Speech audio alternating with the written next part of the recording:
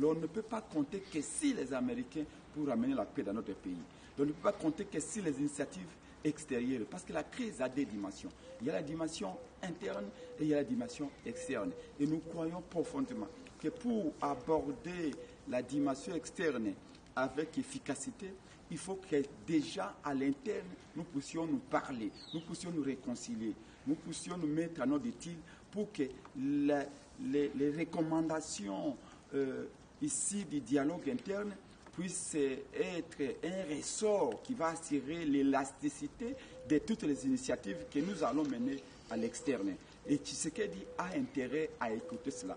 Commençons des manifestations. Si M. Tshisekedi ne veut pas ce dialogue-là, eh bien, nous allons organiser le dialogue sans lui.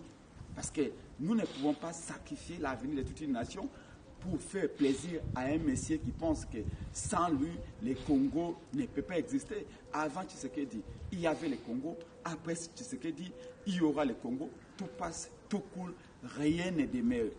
Mobutu est parti, le Congo n'a pas disparu. Kabila est parti, le Congo est là. Tshisekedi va partir, il lui reste 2 ans.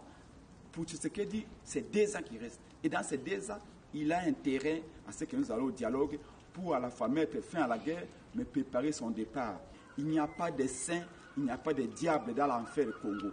Tous, nous avons péché, tous, nous avons besoin du pardon. On ne va pas nous dire, oh, ceux-là ont pris les armes. Oui, ils ont pris les armes, ils ont péché, ils ont besoin du pardon du peuple. Vous qui avez triché aux élections, vous avez péché aussi, vous avez occasionné des morts par les élections. Il n'y a pas que les armes qui tuent.